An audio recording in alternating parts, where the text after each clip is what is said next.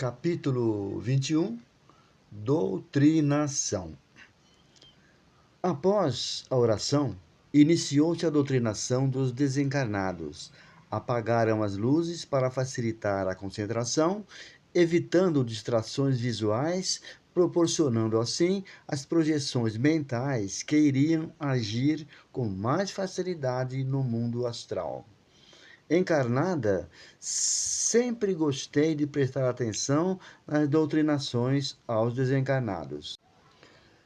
Cada desencarnado tem uma história e algumas bem interessantes. Agora, vendo a orientação, o socorro do lado de cá, gostei mais ainda.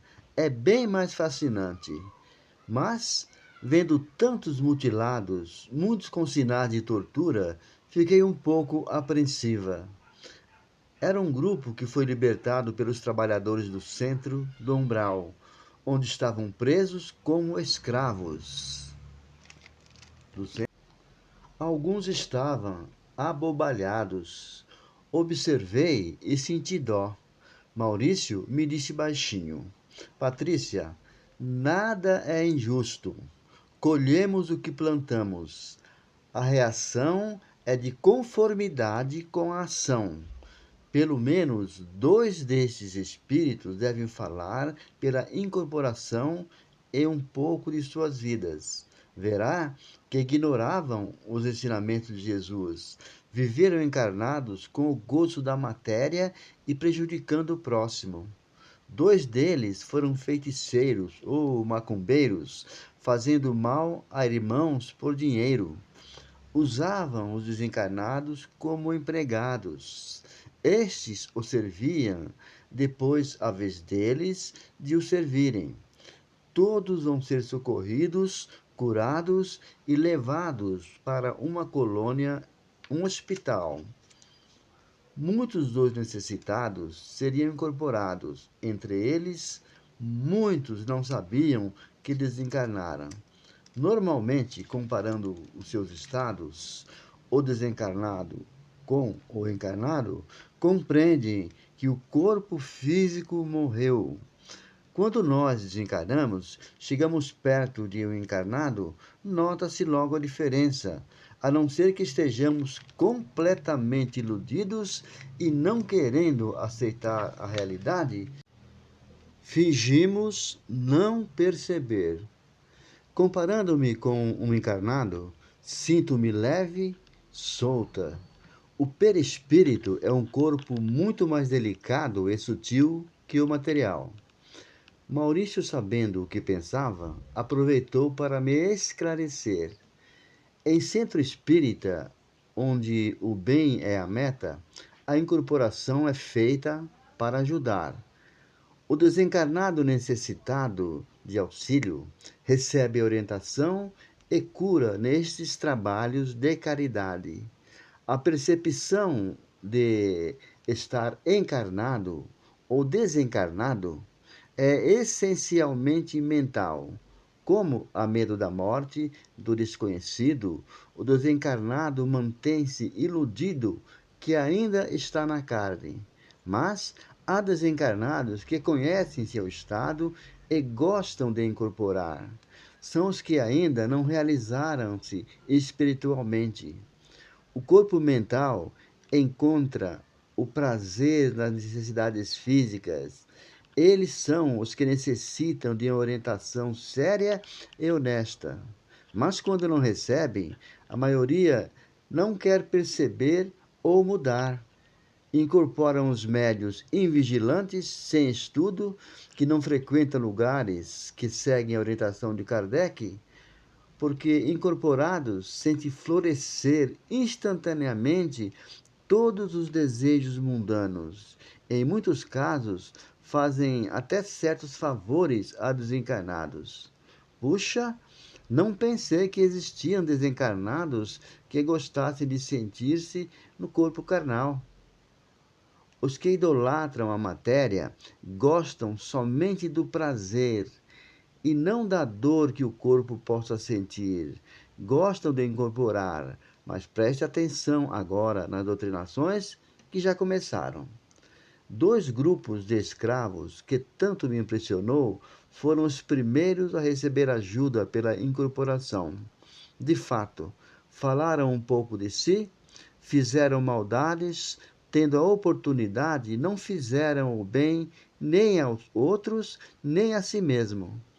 Este bem a si mesmo é que tiveram a oportunidade de aprender, instruir-se moralmente e religiosamente e não fizeram. Viveram encarnados sem se preocupar com a desencarnação, sem pensar que fossem obrigados a colher o que plantaram. Todo o grupo tiveram os espíritos recuperados, curados e ficaram numa fila para serem levados para a colônia. Fiquei aliviada ao vê-los sem sofrimento. Desejei de coração que se recuperassem espiritualmente, que a dor tivesse conseguido ensiná-los e que voltassem realmente a Deus e se afastassem do mal.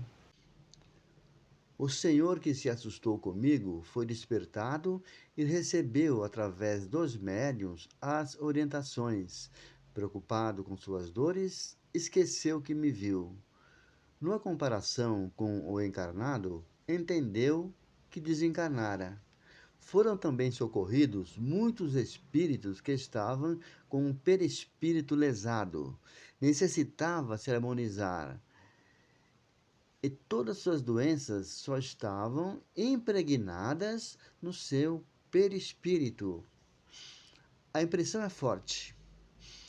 O não entendimento da desencarnação faz com que continuem doentes. Outros, o remorso destrutivo levou a lesar o perispírito. Como são imprudentes a maioria dos encarnados, a morte do corpo não parece ser para eles quando desencarnam e sofrem, desesperam-se, perturbam-se. O moço com que conversei antes, que ficou na fila, no começo parecia divertir-se, mas comportou-se educadamente. Depois, prestando atenção nas orientações que os outros desencarnados recebiam, começou a chorar baixinho. Inteligente, entendeu que desencarnou. Lourenço veio em sua ajuda, abraçou, mimou como um nené. Nos braços de Lourenço, ele recordou como desencarnou. Teve medo. Queria ser ele? Lourenço mostrou-lhe o lugar para onde iria. Seria levado para a escola da colônia, tranquilizou-se, adormeceu. Lourenço colocou na fila, não necessitaria de incorporação. Ainda bem, não pude deixar de pensar. Não deve ser agradável estar desencarnado e agir como encarnado. Infelizmente, sei que a maioria acontece isso. A desencarnação é natural para todos. O corpo morre e a maioria sente-se perdida e perturbada. Pior ainda, quando não fez boas ações. É terrível quando se fez muitas ações más. A desencarnação não pode ser muito diferente do modo de vida que tinha encarnado. Quem cultiva a matéria, a ela fica preso. Quem tesourou bens espirituais é um bem-aventurado no plano espiritual. Não se deve viver encarnado só pensando na morte, mas também não se deve ignorá-la. Não pensar na morte para si é não entender que seja um fato normal e natural. Acarreta muitas perturbações, porque o perispírito é a cópia exata do corpo. Sente as mesmas necessidades, até entendê-las e superá-las. Aquele moço achou ali no centro espírita o entendimento. Com os outros, seria levado à colônia, onde aprenderia a viver como desencarnado. O medo que teve foi do desconhecido. Que seria dele? Vem forte muitos a ideia do inferno. Ao atender, ou melhor dizendo, ao entender que não é tão complicado, o medo passa e vem a esperança. Um homem desencarnado que estava na fila para receber a orientação me chamou a atenção. Estava imóvel, duro, sem se mover. Ao ser colocado perto do médium, recebeu um dos trabalhadores desencarnados uma carga energética e também sentiu o calor do corpo físico. Sentia dores por todo o corpo. Devagar conseguiu mover alguns músculos. Alegrou-se por se mover. Com a ajuda do orientador encarnado, conseguiu responder sua saudação. Boa noite. Vencendo as dificuldades, foi conseguindo falar. Quando encarnado, foi orgulhoso, senhor de muitos bens, sua vontade era lei. Cometeu muitos erros, gostava muito de si mesmo, de sua imagem, era forte e arrogante. Mandou fazer uma estátua sua. Realmente, o artista a esculpiu muito bem. A estátua ficou linda. Foi colocada em uma praça para ser lembrado como benfeitor que foi. Porém, sempre há um porém. A morte veio destruir seus sonhos e ilusões. Desencarnou por um infarto. Não se conformou. Queria estar encarnados. Os inimigos o perseguiram por anos. Aos poucos foram abandonando-o. Mas o tempo passou e tudo mudou. Na sua casa, suas terras, só sua estátua continuava lá. E perto dela foi ficando, até que fez dela o seu escudo, como se fosse seu corpo. Colou-se a ela, sentiu o corpo endurecer e não conseguiu mover mais nem um músculo e nem mesmo falar. Só escutava e via o que estava à sua frente. Fazia 70 anos. A dor lhe cansou e não tinha mais nenhuma razão para ter orgulho. Foi caminhando, embora apoiado por um socorrista, a fila que iria para a colônia. Também iria para um hospital. Chorava. Suas lágrimas corriam-lhe abundante, fazendo-lhe muito bem. O orgulho e a arrogância são duas chagas que acabam por sangrar, trazendo muitos sofrimentos. Com grandes proveitos, encerraram-se as doutrinações. Todos os socorridos foram conduzidos ao Areóbus para serem transportados à colônia. Esse fato acontece na maioria dos centros espíritas, mas pode ser socorridos e levado aos postos de saúde em outros centros. Podem também ficar em locais de amparo, socorro, pequenos hospitais nos centros mesmos. Foi feita a oração de Cáritas de encerramento. Os trabalhadores desencarnados do local jogaram fluidos, energias benéficas sobre os presentes. Maurício novamente elucidou.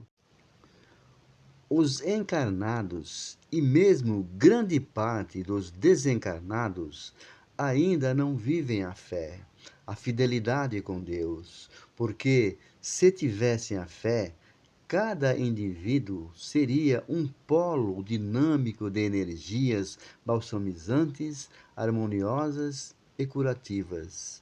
Mas, como ainda não chegamos lá, no final da reunião, há uma união mental entre os responsáveis deste local.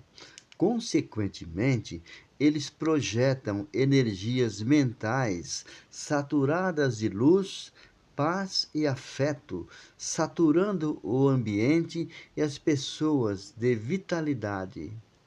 Esclareço que estas energias só permanecem quando sustentadas por quem as emite. Apesar de todo o ambiente estar assim saturado, só se beneficiam aqueles que, através do sentimento afetivo, sintonizam-se com essas vibrações de amor e de afinidade espirituais. Esses fluidos, energias, são maravilhosas. Muitos desencarnados choram emocionados, parecem uma chuva fininha e colorida que cai do teto, iluminando suavemente o local. O aroma é agradável. Concentrei-me, abri meu coração, quis receber. Por segundos, senti-me molhada, senti a luz entrando nos meus poros. É uma alegria indescritível. A reunião terminou, acenderam-se as luzes, os encarnados conversavam amigavelmente. Aproximei de minha mãe e a beijei depois do papai. Saíram todos. Os encarnados apagaram as luzes e fecharam o local. Mas não ficou escuro no plano espiritual. O trabalho continuaria por muitas horas. Minutos após, Maurício me chamou para voltarmos à colônia. Ainda não sabia voltar até a colônia sozinha. Lourenço nos acompanhou. Para sair da colônia, os necessitados precisam de autorização. Os que têm conhecimento e trabalham são chamados de moradores. Estes também necessitam de autorização. Só transitam sem autorização os que trabalham nos dois planos, na crosta e na colônia. Todas minhas vindas ao plano físico era com permissão, e só depois de muito tempo é que pude vir sozinha. As colônias são lugares seguros, de paz, saturadas de energias edificantes. Entre os encarnados, as energias são heterogêneas e podem ser perigosas para alguns desencarnados que não estão preparados. Estava feliz. Queria aprender a ser útil. Sabia que não basta sua vontade de servir. Necessitava saber. Sempre amei o centro espírita, a doutrina espírita. Ter assistido a uma reunião proveitosa alegrou-me mais ainda. Olhando o firmamento com inúmeras estrelas, agradeci a Deus. Tinha muito que agradecer, nada a pedir, mas roguei.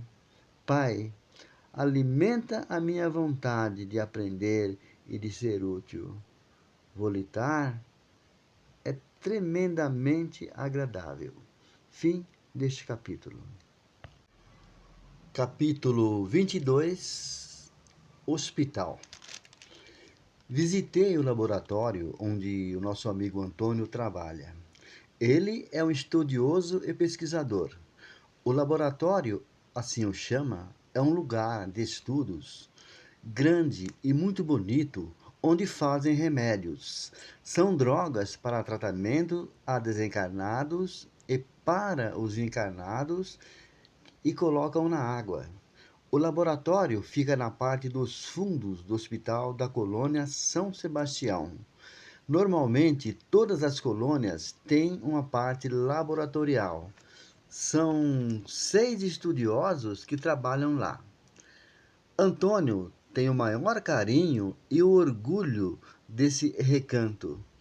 Recomendou-me ao entrar: Menina Patrícia, preste atenção e não esbarre em nada.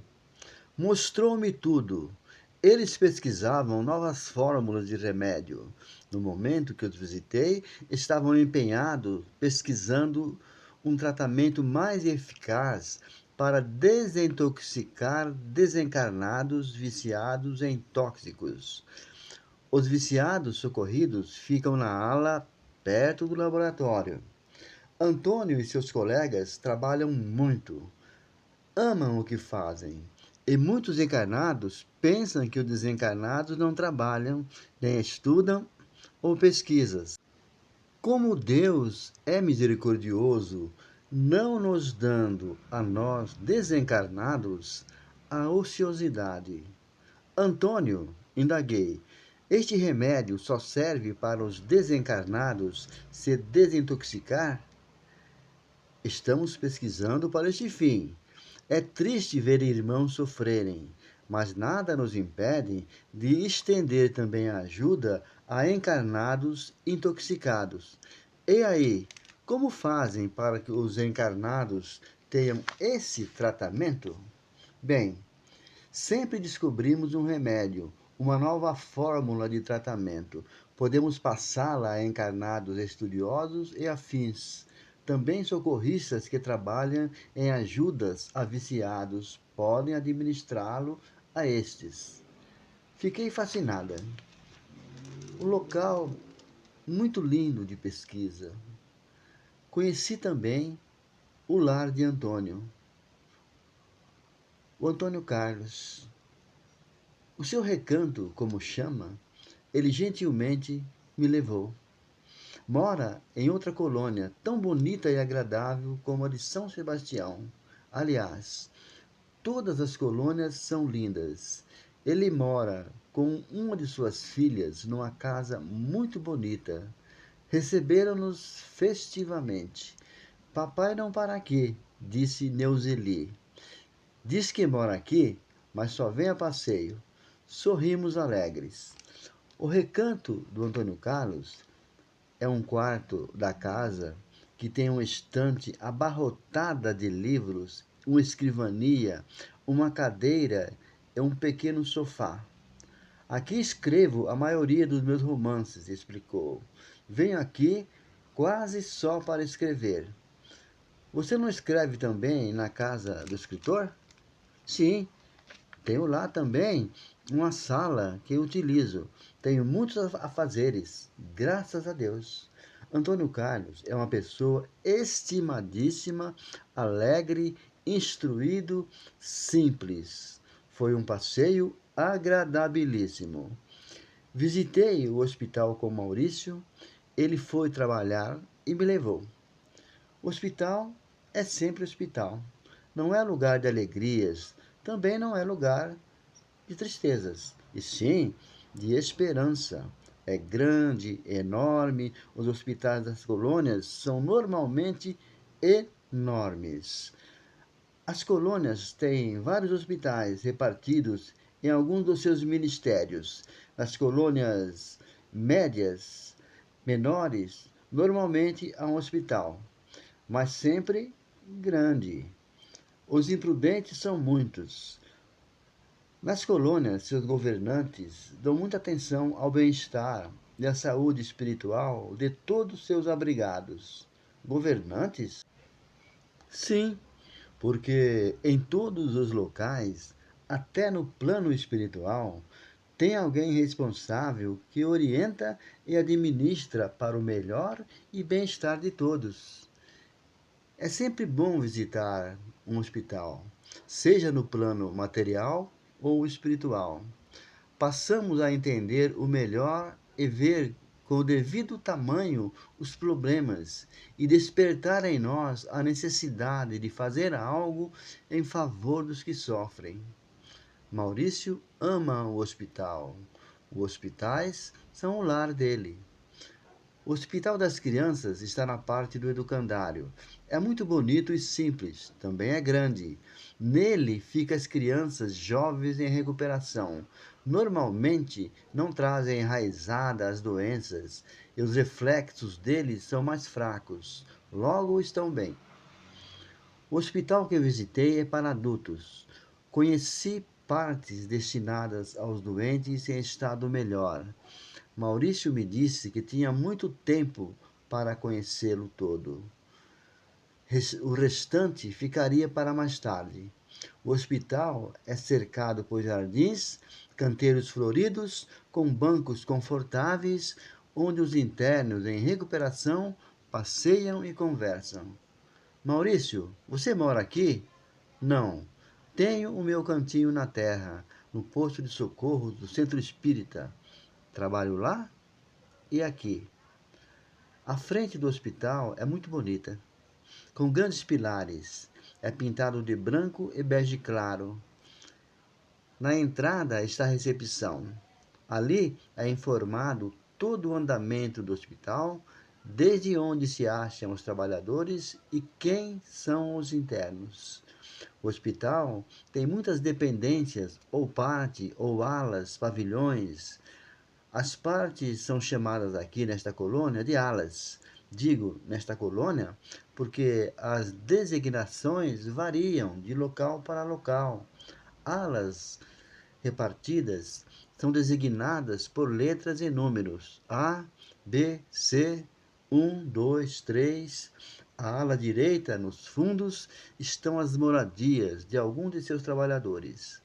As enfermarias são salas grandes com banheiros e bem ajeitadas.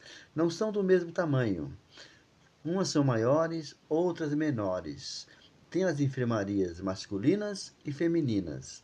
Após a recepção, tem o salão da oração ou prece, onde os internos oram independente da religião que tiveram quando encarnado.